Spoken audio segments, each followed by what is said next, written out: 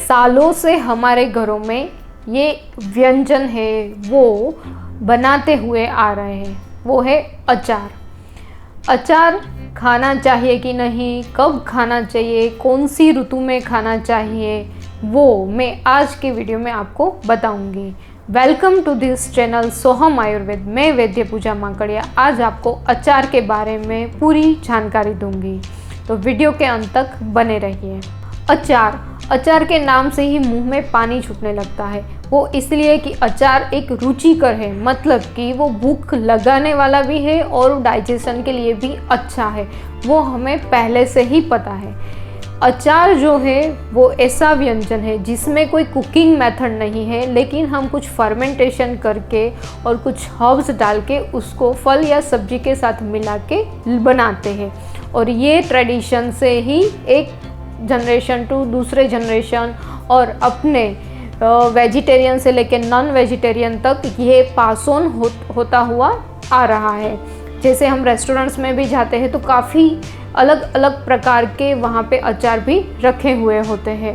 तो ये जो अचार है वो बेसिकली उसमें कोई एक फल या सब्जी रहती है और जो मिक्स हर्ब मैंने जैसे बताया कि जिसमें धनिया, जीरा, हींग, अजवाइन ऐसे सभी हर्ब्स डाले हुए रहते हैं।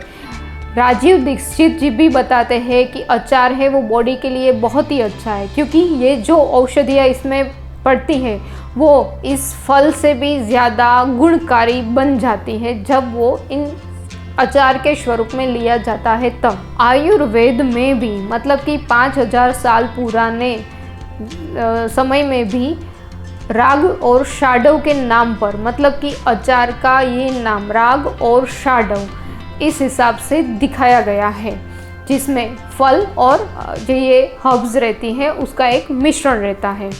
तो राग और शाडव मतलब कि जो अचार है उसके गुण क्या क्या है। पहले तो वो रुचिकर है, मतलब कि खाने की इच्छा जगाता है। दूसरा है वो डाइजेशन के लिए बहुत ही अच्छा है। तीसरा है कि उसमें प्री और प्रोबायोटिक की मात्रा भी बहुत ही अच्छी रहती है। अगर आपको इंडाइजेशन का इश्यू है, डिस्पेप्सिया है, तो उन सभी में ये अचार है वो बहुत ही हेल्पफुल है। अब ये अचार कैसा बनाया हुआ होना चाहिए और कितनी मात्रा में लेना चाहिए। खास करके अचार जो आपकी घर की ट्रेडिशन में जो बनाते हुए आ रहे हैं उसको पसंद करना चाहिए। दूसरा, आप जिस एरिया में रहते हैं वो रीजन के हिसाब से आपको लेना चाहिए। तीसरा है आप वेजिटेरियन है या नॉन वेजिटेरियन है उस हिसाब से उसका कंज्यूम करना चाहिए। चौथा है, अब जब भी आप अचार बनाए तो उसमें तिल तेल का प्रयोग करना चाहिए।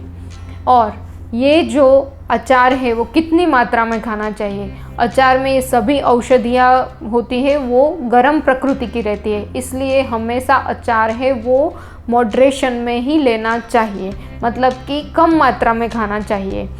ये अचार है वो आप हर रोज़ खा सकते हैं, लेकिन ऐसी ही 2 ऋतु है जिसमें इसका प्रयोग बहुत कम करना चाहिए। वो है शरद ऋतु, मतलब कि जिसमें भाद्रपद और आसो, मतलब जिसमें सन है वो बहुत ही प्रोमिनेंट रहता है, ये ऋतु शरद ऋतु में नहीं लेना चाहिए। और दूसरा है ग्रीष्म ऋतु, ये 2 ऋतु में इसका कंजप्शन बहुत कम करना चाहिए। ज़्यादातर हम ये अचार है वो आम का बनाते हैं, आंवले का बनाते हैं, और भी जो भी मिर्ची का अचार बनाते हैं, नींबू का अचार बनाते हैं। तो ये जो फल है इसके अलावा जो नॉन वेजिटेरियन है वो मछली का भी अचार बनाते हैं। तो ऐसे अलग अलग प्रांतों वाइज भी काफ़ी सारे अचार प्रचलित है। तो अचार जो है मेनली हम जब आम का बनाते हैं तो वो ग्रीष्म ऋतु में हम बनाते हैं। तो उसके बाद की जो सीज़न है वर्षा ऋतु में इसका कंजप्शन करना बहुत ही अच्छा है। क्यों? क्योंकि इस ऋतु में एक जो सब्जियां आती हैं वो पानी की वजह से बहुत अच्छी नहीं रहती है, तो उस टाइम पे हम एक अल्टरनेटिव के तौर पर भी हम उसका इस्तेमाल कर सकते हैं। दूसरा है वर्षा ऋतु में डाइजेस्टिव फायर बहुत कम रहती है, मतलब कि हमारी पाचन शक्ति कम हो जाती है, इसके लिए भी ये बेनिफिशियल है। तीसरा है वर्षा ऋतु में वात का प्रकोप बढ़ा हुआ रहता है, तो ये जो अचार है वो खास करके स्वीट टेस्ट का रहता है, थोड़ा उसमें मतलब गुड़ और नींबू और जो भी फल है उन तीनों का मिक्सचर रहता है, मतलब कि मधुर, अम्ल और लवण का रहता है, तो वो वायु को कम करने वाला है। इसलिए इस सीज़न में, वर्षा ऋतु में कंज्यूम करना अच्छा रहता है। अचार खाने में कौन कौन सी सावधानियां रखनी चाहिए, मतलब कि किन किन लोगों को सावधानी से अचार का सेवन करना चाहिए। पहला है जिसकी पित्त प्रकृति हो, जिसकी या फिर पित्तवात प्रधान प्रकृति हो। दूसरा है जिसको किसी स्किन डिसऑर्डर है या फिर ब्लड के रिलेटेड किसी डिसऑर्डर है, उनको इसका सेवन नहीं करना चाहिए। उसके बाद जिसका पंचकर्म हो गया है और जिसको मतलब कि पोस्ट डिलीवरी नहीं लेना चाहिए, बहुत कम आयु वाले बच्चे को नहीं देना चाहिए और बहुत मतलब कि एज वाले पर्सन को भी इसका प्रयोग बहुत सावधानी से करना चाहिए। दूसरी भी ऐसी मेडिकल कंडीशन है जिसमें इसका प्रयोग नहीं करना चाहिए, जैसे कि आपको अल्सर हो, गैस्ट्रिक रिफ्लेक्स हो, गैस्ट्राइटिस हो, या फिर आपको IBS का प्रॉब्लम हो, या फिर डायरिया हो ज़्यादा। ऐसी कंडीशंस में आपको इसका प्रयोग सावधानी से करना चाहिए या फिर नहीं करना चाहिए।